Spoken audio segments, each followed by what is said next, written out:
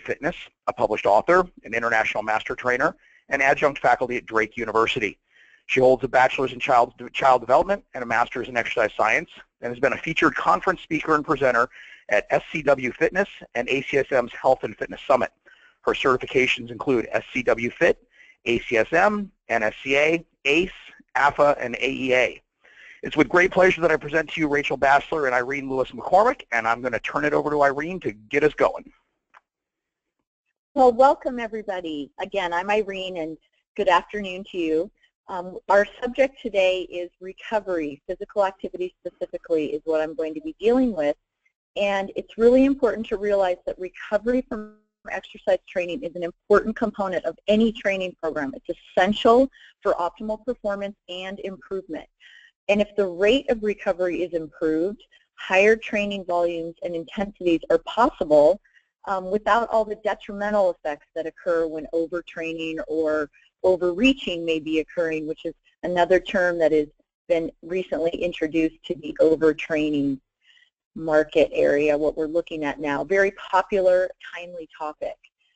So first of all, we want to establish who exactly we're talking about. So when we say recreational athletes, we're looking at individuals who are active non-professionals. They are people who are self-coached. Maybe they attend group programs, small group training. They're recreational runners. They may train for half or fun. They do strength training. They're individuals who may engage in programs like CrossFit or group classes. Specifically, they train very consistently. And this actually is very reflective of the consumer fitness market with the mentality of the more is better, which may be good, but it's really important that we're not dealing necessarily with professional athletes. We're dealing with the needs of recreational athletes, and they do vary greatly. But it's important to understand that in order to not get injured and to perform optimally, that people need to recover. This slide talks a little bit about something that may be difficult. For example, when I work with my clients, a lot of times I find that they don't realize that their injury or maybe some of the fatigue they're experiencing or their lack of progression in their performance may not necessarily be related to their fitness level. So this slide talks about it's not really about how good you are, but it's more of a physiological status. So understanding recovery in terms of what is happening physiologically to the muscles, to the metabolic systems of the body is really important. So I frequently will help my clients realize, listen, you are very fit and you are very good at what you do, but you need to understand that recovery is not really about your ego. It's about just giving your body the opportunity to get better and to adapt. So I think that's really important for trainers to make sure clients and class participants understand that it's really about just the physiology of the body. It's not so much about whether somebody's good or bad at a skill. So we're looking at the definition of recovery. Bishop, Jones, and Woods define recovery as the ability to meet or exceed performance in a particular activity. And there are specific factors of recovery. They include returning to homeostasis. So just post-exercise, one of the reasons why it's important to transition out of a workout before you leave the gym or leave the fitness center or wherever you're doing your training is to give your body an opportunity to get to a state that looks a little bit like what it might have been prior to starting the exercise. People sometimes blow that off. They don't really want to do the cool down transition out of the workout, and it's really important because it initiates the process of recovery. Normalization of the physiological functions, just bringing blood pressure back to normal and really recovering through the heart rate, the cardiac cycle, and returning to a resting cell environment, restoring the energy stores, so bringing blood glucose and muscle glycogen stores back into the areas of the body where we store those. Rachel will cover that a little bit more detailed with respect to post-exercise feeding and meals. Replenishing the cellular energy enzymes. For example, phosphofructokinase, it's a key enzyme in carbohydrate metabolism, and if you don't give your body the opportunity to recover, it's really difficult for your body to put back things that it has used during workouts. So these are some of the reasons why recovery is so necessary from a physiological point of view. And then the consequences of overtraining for a recreational athlete. Aches and pains and muscle soreness is very highly predictable when it comes to high-intensity training in particular. So it's not unusual to experience DOMS or delayed onset muscle soreness, of course.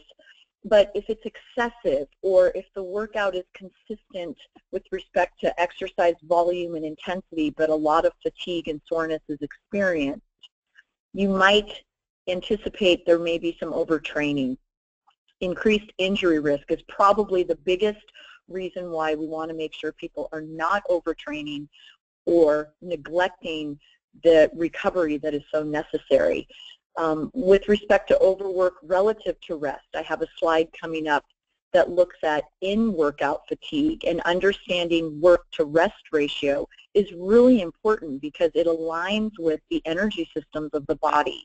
It's not really an option to start an interval when you haven't allowed yourself adequate recovery from the previous. Even if you feel like you're ready, it's a pacing issue. It's really a performance issue to be able to have that discipline to wait, plus you need to.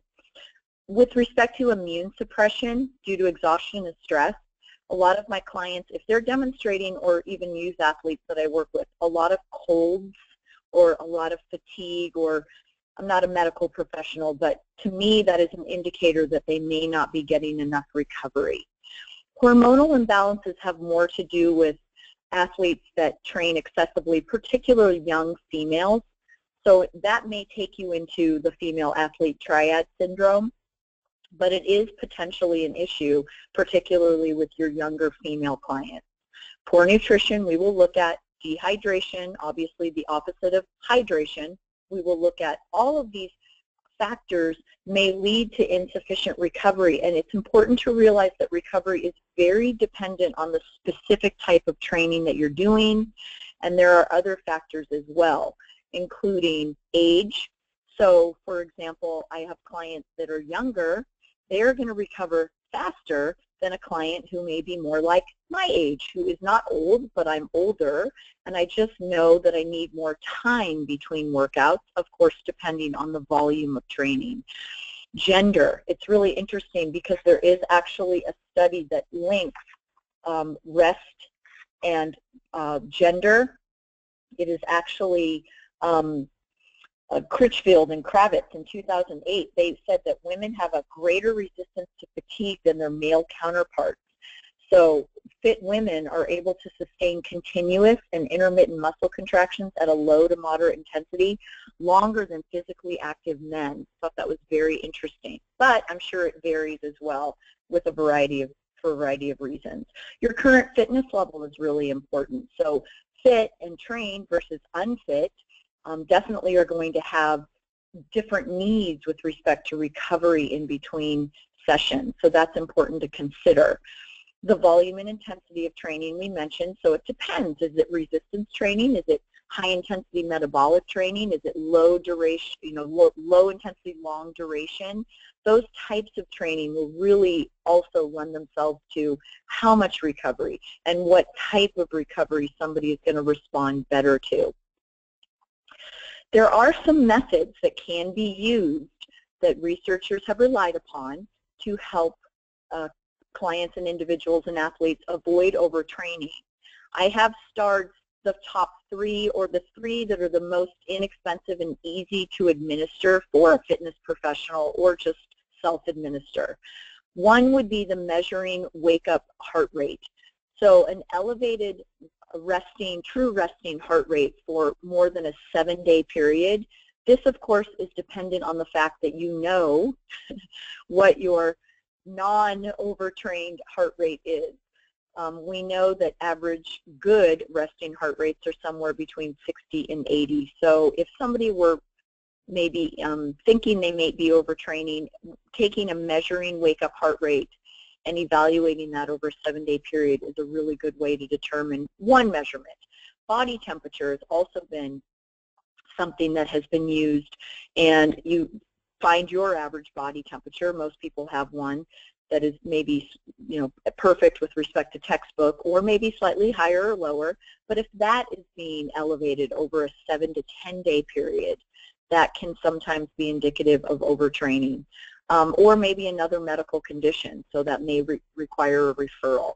And then the fatigue index, there's actually, if you can easily go online, and there are many research studies that refer to the fatigue index, and there are adjectives that are used to help recreational athletes describe how they feel about certain, it's kind of like an RPE scale, but it has to do with chronic fatigue as opposed to in-workout fatigue.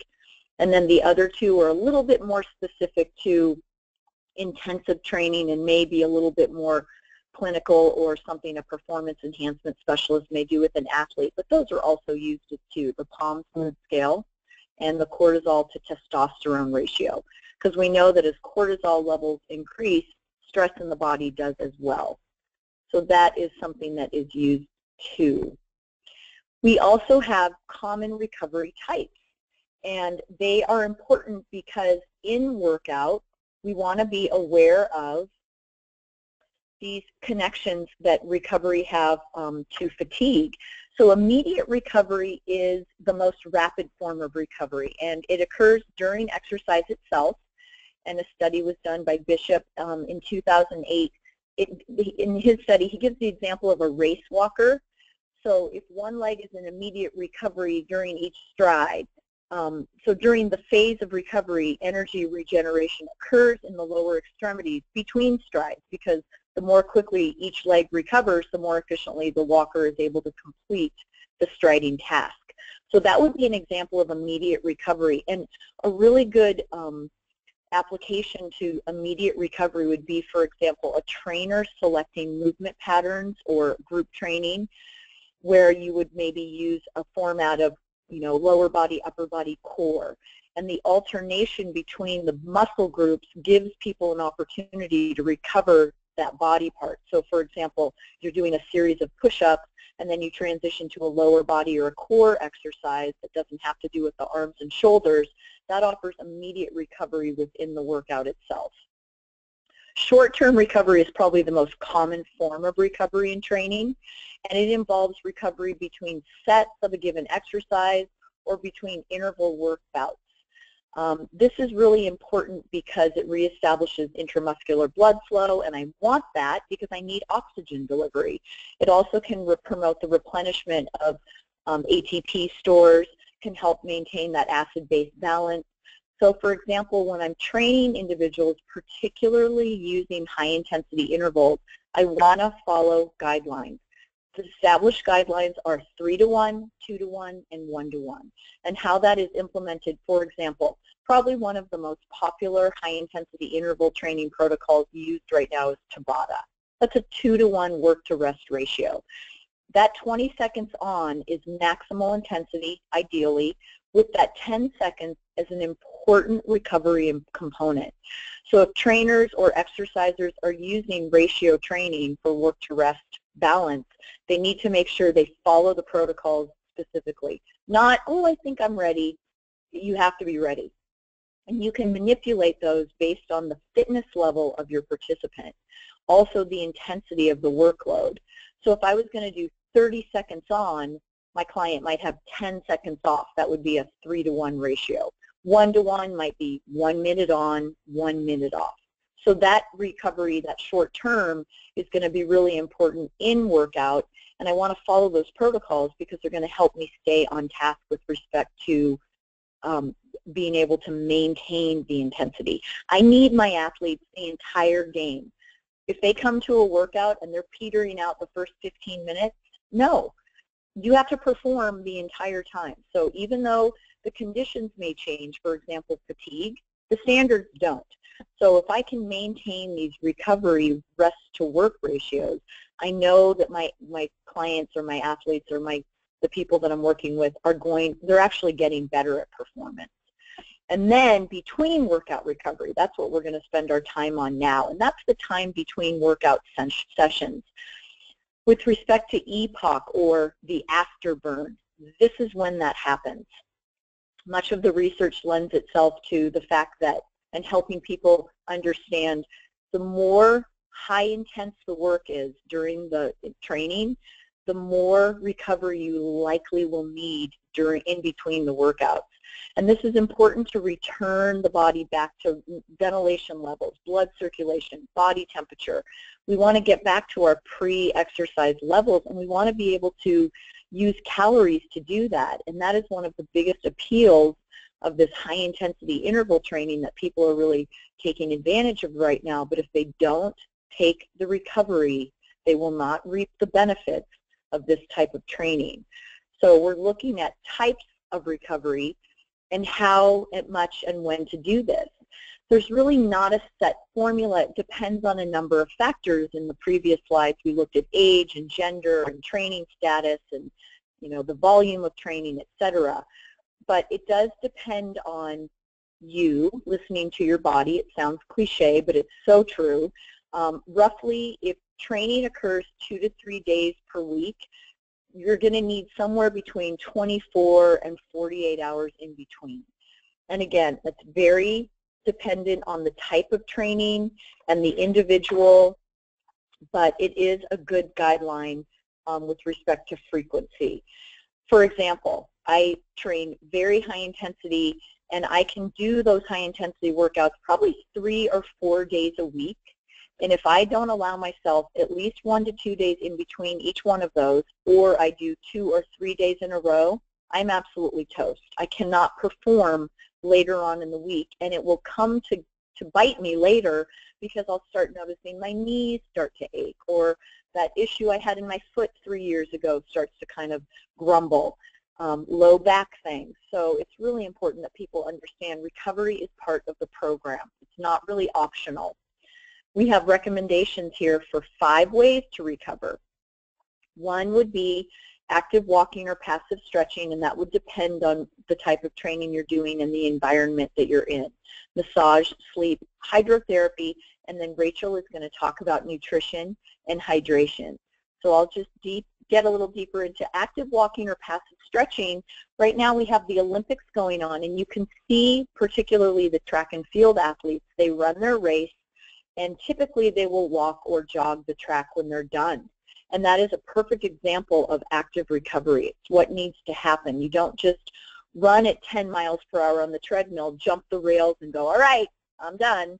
You got to keep moving so you can maintain blood flow to active muscle, get oxygen in, waste products like lactic acid, hydrogen ions, move lactate through the system out.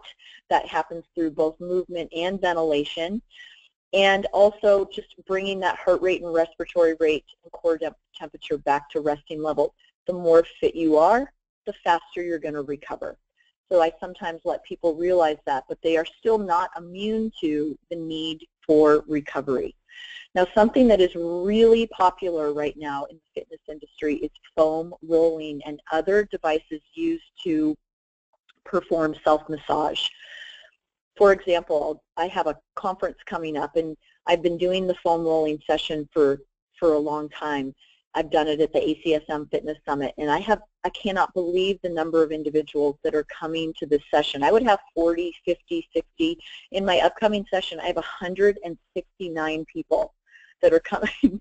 So what that tells me is people have an interest in rolling. They want to know how to do it right and what it will do to help them. Foam rolling in particular, it will help with recovery, and there are many benefits associated with it, but I think it's important for people to realize that there's not a lot of peer-reviewed research in particular on foam rolling. There's a lot of anecdotal research, which is great because that's how peer-reviewed research occurs. Researchers look at what's happening and they say, wow, we should probably research this. So it's good, but it is important to realize that, you know, foam rolling, and there's a company called Trigger Point Therapy that has wonderful training techniques that can help flush tissue and create muscular pliability and really help initiate the recovery process. But it's important, if you're going to roll, to learn proper techniques and strategies, and also to realize that there is a really powerful psychological benefit of massage and foam rolling. So even if there isn't a ton of research to support it, it's not going to typically hurt people and they feel like it's beneficial. There's really probably not a reason why it can't be done. I do it all the time, and I know people do. Sleep and performance. Research has demonstrated that daily exercise can improve sleep quality, but you want to, the recommendation by the Mayo Clinic is to avoid exercise a few hours before attempting to sleep. Little typo there, sorry. Some people are immune to that fact, but other individuals, they exercise too late in the day and then they have issues going to sleep. Exercise may affect the incidence of insomnia, so individuals that sleep consistently may be able to, pardon me, excuse me, I misspoke, that exercise consistently may find themselves staying asleep longer with less disruptions. And these are specifically individuals with insomnia. But the catch is they have to be exercising consistently. And in this study, it was only after 16 weeks of consistent 3 to 5 times a week daily exercise did they notice the benefits of their sleeping longer with less disruptions. Another study has demonstrated that fewer hours of sleep have been linked to shorter workouts and quicker fatigue. So it's interesting to realize that individuals that may be sleep deprived may truly have a physiological response to that in an exercise setting. The exact number of ideal sleep hours varies for everyone. I know for me personally, I need more than the average bear, and I know other individuals that do really well with somewhere between 6 and 7 hours, so that is something that would be worth finding your link. And my last slide on options for recovery with respect to exercise have to do with hydrotherapy, something that is really gaining popularity. Of course, athletes have been performing hydrotherapy recovery techniques for a long time, but it's really starting to become popular. I just noticed a club opening in my area, and one of their benefits that they're advertising is they have a cold plunge pool. So hydrotherapy includes floating or moving through water or actually getting into hot or cold water. And the cold plunge pools are supposed to enhance muscle recovery, speed, and reduce joint and muscle inflammation. And one of the ways that occurs is the shock to the system and the decrease in inflammation at the muscular level. And then once you get out of the cold plunge, some people can tolerate being in the water longer than others. Obviously, you have to be very careful about being in a pool that is, 58 to 65 degrees Fahrenheit. But it can really be effective, particularly once you get out. It's the contrast really between the hot or the warm to ambient temperature and the cold. That's really been kind of the claim to fame of that. And then in the water, there are individuals that use deep water in particular to take stress off the body. Buoyancy is actually the opposition of gravity. So you are in almost, especially when you're up to your neck in water, if you're in deep water without touching the bottom, you're almost 90% buoyant. So it's really a great way to train and get benefit of training without having the jarring impact of high impact intensity or the stress associated with that type of training in a gravity-based environment. Hydrostatic pressure helps decrease inflammation because it passively helps move fluid, including blood and lymph, through the body. And then the three-dimensional resistance of water will allow for almost every movement, every joint action is a concentric contraction because there are few to no eccentric because you don't really have that kind of load in water because of the non-gravity environment. And that can create a situation where people won't experience delayed onset muscle soreness. So if you're a distance runner and you still want to have the benefits of the training time without all the impact and jarring, get into a deep water environment. If you don't have access to a pool, I know people that live near lakes and rivers that are clean and pure, and they can get in and take advantage of that. Health clubs often offer deep water pools. I've even had clients use hotel pools in their community just so they can take advantage of either the hot tub or just being in a deep water environment. It's not really uncommon. So now we're going to transition into recovery nutrition, a very important topic that Rachel is going to help us explore. Great. Thank you, Irene. And hi, everyone. As Sean mentioned, my name is Rachel Bassler. I'm a registered dietitian and certified specialist in sports dietetics. And I'm going to take you through recovery nutrition today for the recreational athlete. Before I begin, I'm going to provide a brief top-line overview of how your body uses food to fuel exercise. So the carbohydrate, fat, and protein in the foods that we eat are broken down in the body, and ultimately they yield adenosine triphosphate, or ATP. And ATP is like batteries that store and provide energy to muscle fibers to power muscle contractions during physical exercise. Now, carbohydrate, which is stored in the body as muscle and liver glycogen, is the primary and preferred fuel source during exercise. Fatty acids are also a main fuel source by skeletal muscles as well. The contribution of these different fuel sources varies depending on exercise intensity, duration, and also training status. So therefore, when you're thinking about optimal recovery nutrition, you want to replenish carbohydrate stores since that's your primary fuel source. You want to facilitate muscle damage repair and reconditioning by refueling with high-quality protein foods. You want to replenish the fluids and electrolytes lost during vigorous workouts. And you also want to help curb excessive inflammation and muscle soreness. However, recovery nutrition looks a lot different for an elite versus a recreational athlete. And because of this, recovery nutrition really needs to be personalized for each individual athlete. And what your body needs to refuel or recover from exercise is really dependent upon a ton of different factors, which are listed on here on this slide. You know, the duration or intensity of the activity, the conditions, for example, is the athlete working out on a 90-degree day or in elevation? It depends on the athlete's physique characteristics or their height, weight, or performance status. Timing of recovery nutrition is important to consider, or when or how soon after exercise the athlete is eating or drinking. And another very important factor is the athlete's performance goals. Is the athlete working out for health benefits, to lose weight, or are they training to PR in their next half marathon? If the latter, the athlete would benefit from a formal recovery nutrition plan.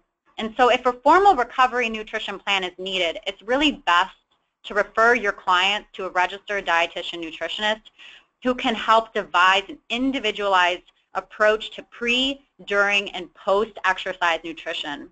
The RDN will likely use guidelines that were set forth by a joint position paper by ACSM, the Academy of Nutrition and Dietetics, and the Dietitian of Canada. And they'll work very closely with the athlete to find an approach that works best. Now, as I mentioned, recovery nutrition looks very different for elite versus recreational athletes. And for the majority of recreational athletes, formal recovery nutrition is likely unnecessary. However, there are some important considerations for post-exercise consumption. First, since the majority of recreational athletes are exercising for health benefits and or weight management or weight loss, total calorie needs and calorie intake is important, as well as taking into consideration the effects of exercise on hunger. Protein intake and protein distribution across various meals or throughout the day is important. And finally, it's crucial that recreational athletes meet their nutritional needs through optimal dietary patterns. Regardless if someone is an elite or recreational athlete, everyone is going to eat after exercise. So listed here on this slide are some basic guidelines that everyone should follow regardless of their athletic goals or status. First, protein and carbohydrate recovery after a training workout session is essential in order to gain the benefits of that workout. And this is especially true if an athlete has a serious exercise goal or is training for a specific event. And as mentioned, consuming carbohydrates after a workout helps replenish those glycogen stores in the body that were used up. Consuming protein after a workout helps to repair muscle tissues faster and therefore decreases the amount of breakdown, which can help the athlete to really get the most out of the workout just completed. And research shows that eating carbohydrates and protein together during the recovery period results in improved net protein balance post-exercise. Another important consideration is that post-workout meals or snacks be calorie appropriate and take into consideration the athlete's calorie and nutrition needs, the duration and type of exercise, and how that meal or snack fits into the overall diet. Some athletes may need additional calories if they're under a rigorous training program. However, this may not be the case for a lot of recreational athletes aiming to lose weight or just maintain their weight. And I'll get into that into a little bit more detail in a few slides. And finally, post-workout meals and snacks should really help to replace fluids lost during exercise. So included here on this slide are just a couple of sample meals that take into account some of those considerations that I just went over on the previous slide. They all have a mix of carbohydrate and protein. They have between 20 and 30 grams of protein. They all include fluid. But as a reminder, and I'm going to keep repeating this throughout the presentation, it really is important to consider the athlete's nutritional and caloric needs.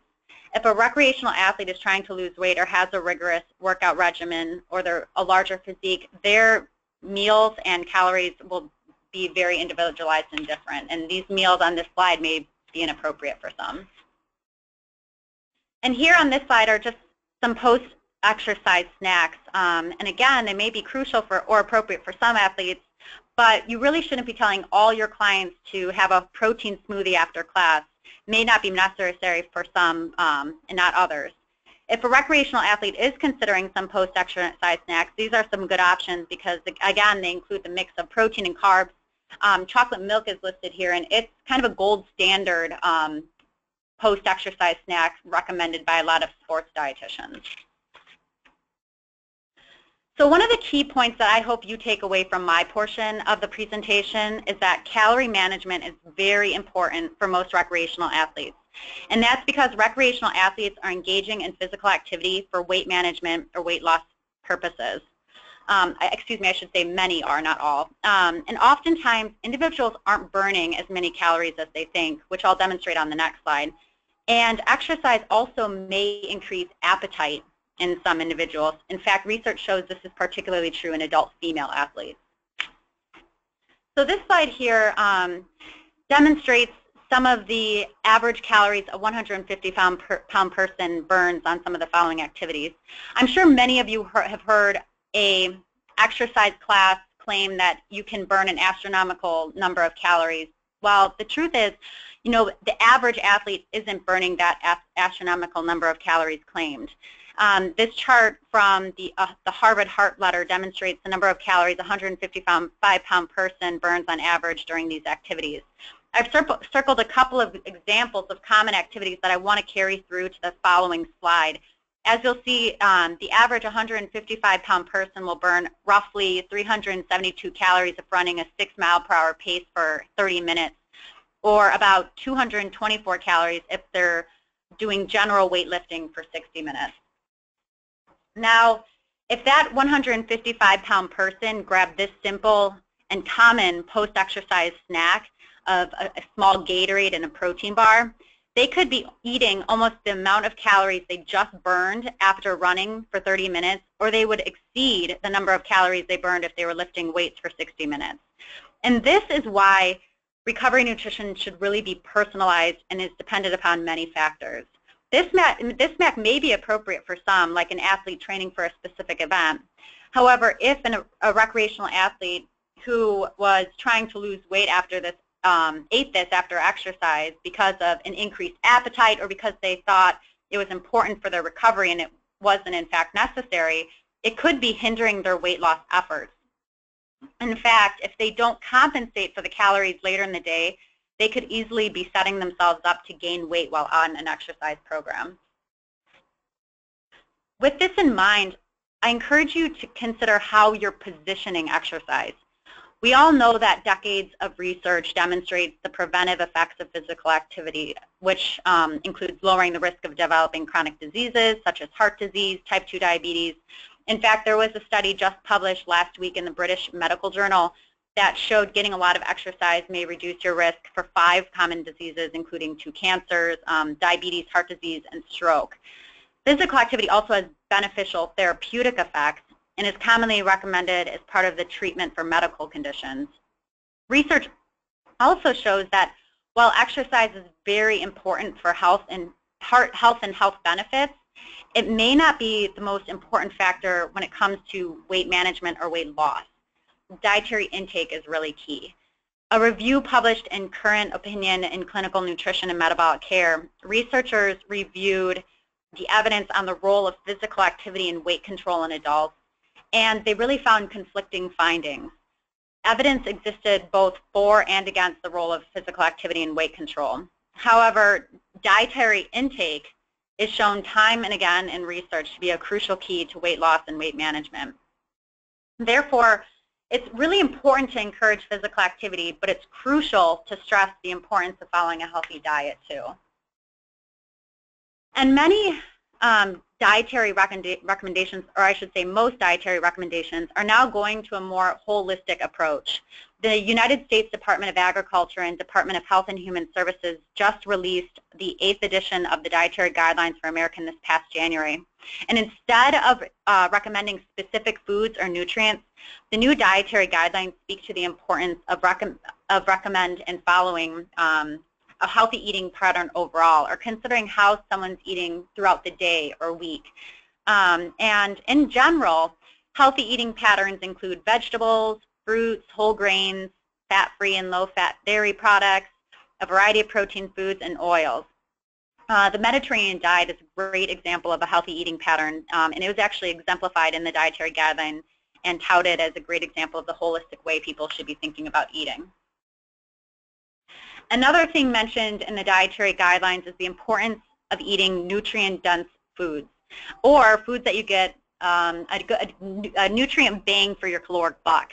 Eggs, which have 13 essential vitamins and minerals, 6 grams of high-quality protein, and the antioxidants lutein and zeaxanthin, all for 70 calories a large egg, are a great example of a nutrient-dense food.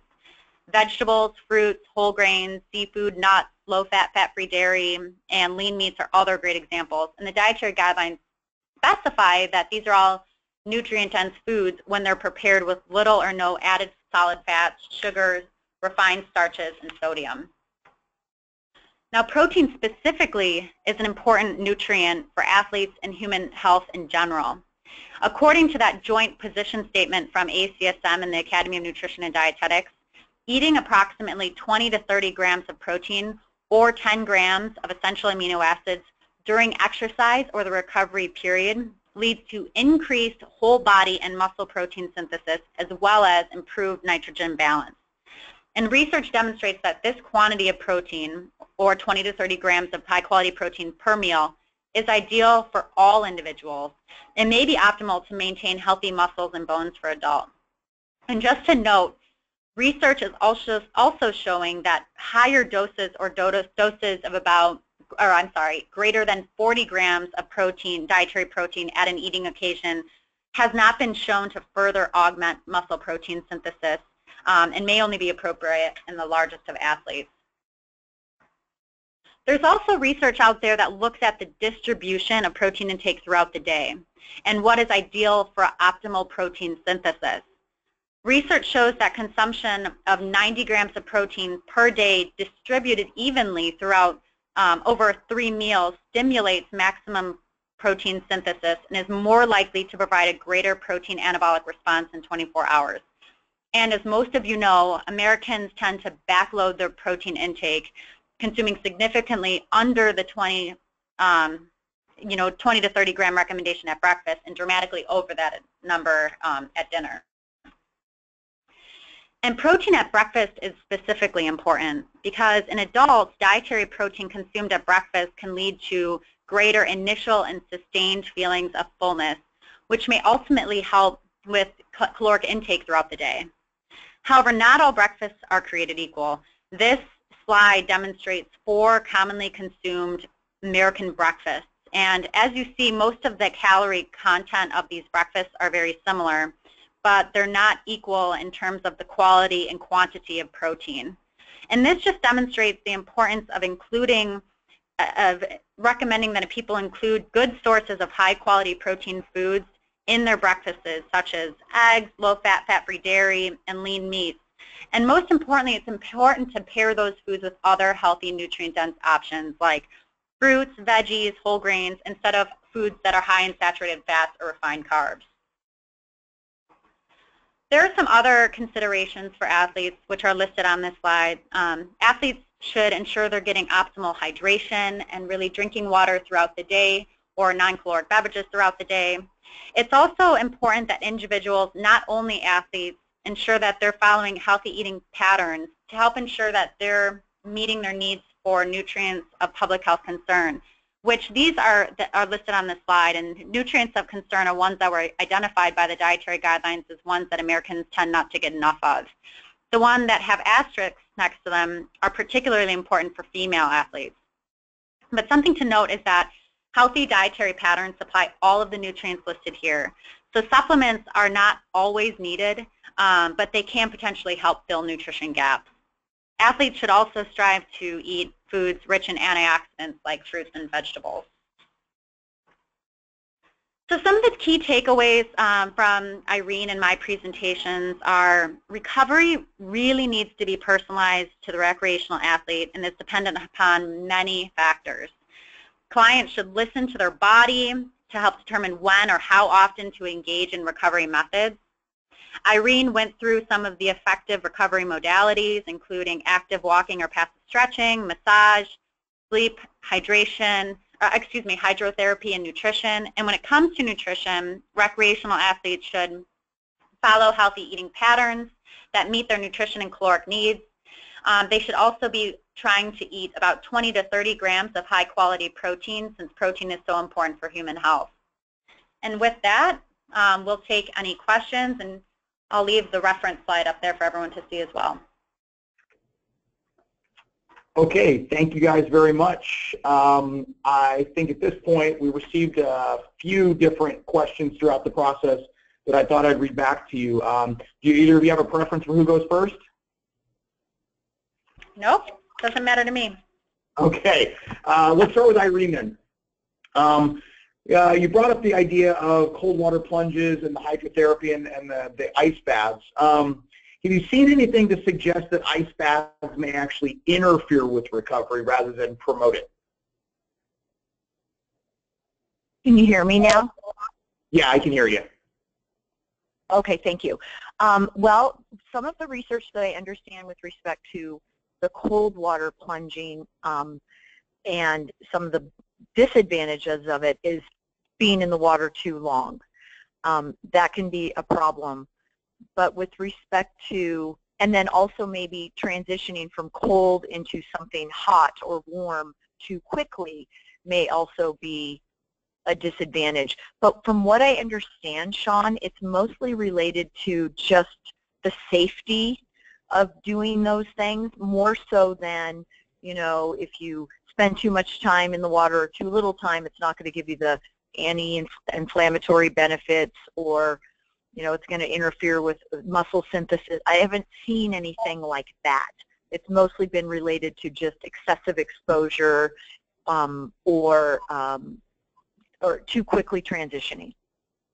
Okay, and I think for the listeners, I think the reference to this had to do with a couple of studies that have come out that have actually shown that that in fact muscle protein synthesis was impaired with ice baths following resistance training. And I think there's some question about whether there's a lot of placebo effects with the on the athlete side, depending on whether, how they're using it. So, so I think truly believe that that's probably the case. I really do believe there is a lot of placebo effect with several of these recovery methods with respect to, aside from nutrition and probably sleep.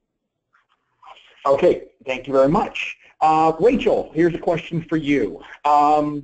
Looks like you addressed the dosing of protein, especially post-exercise. One of the questions that came through is, how much protein should I be eating in a day to optimize performance and recovery? You know, the research is pretty consistent for all individuals, athletes and regular individuals, I should clarify and say recreational athletes and normal individuals, you should really be striving to get 30 grams of protein per meal or 90 grams of protein over the day. Now, if you are more of an elite athlete or a athlete training for a specific event, your protein needs may be higher, or if you have a larger physique, your protein needs may be higher. But if that is the case, then you really should be speaking to a registered dietitian nutritionist anyway to make sure you have a formalized nutrition plan. Okay, so in terms of grams per kilogram, what would be a common recommendation that people could start with? You know, honestly, I prefer to give it in the 30 gram per meal recommendation. That is what's listed in that ACSM and Academy. It's an easy, achievable number that people can say. You can, if you want a kilogram per gram, it's a typical would be 0.8 grams per kilogram. But again, if you just want an easy to understand and recognize number, 20 to 30 grams per meal is really easy for most. Okay. Yeah, I think there's a lot of disagreement in the sport nutrition literature on that, but I think that's something that the listeners can look into a little bit more. Are there any other timing considerations for nutrient intake, or is the most important one seem to be post-exercise? Again, the timing of nutrient intake is going to be kind of a little bit dependent on your goals. For example, if someone is not necessarily a recreational athlete or an elite athlete or someone training for a triathlon, for example, then the timing of their pre, during, and post nutrition is going to be important. When it comes to protein, the research shows that muscle is most responsive to nutrient intake during the first 30 minutes post-exercise. Does that answer your question? I believe so, for what they were asking. I think that's good. Irene, back to you. I think one of the questions was in terms of overtraining and overreaching, and you touched on this briefly at the beginning in terms of the difference in terms. You know, one of the questions is, what is the difference between overtraining and overreaching? And I think we hear this term overtraining a lot. How common is true overtraining versus what people might sort of misperceive as overtraining? Well, I think with the commercialization of fitness today, which clearly is not as effective as it should be, with 83% of the population of the United States not exercising on a regular basis, it's more is better. It really truly is. And people tend to, once they get excited about exercise and want to engage, so many more people will do things like, okay, I'm not doing anything, but I'm going to start a fitness program. I'm going to get up every morning at 6 a.m. and I'm going to work out for an hour. And they're doing things like plyometric training and kettlebell swings. And I'm not saying that they're not capable of doing these things, but the term progressive overload sometimes is missed.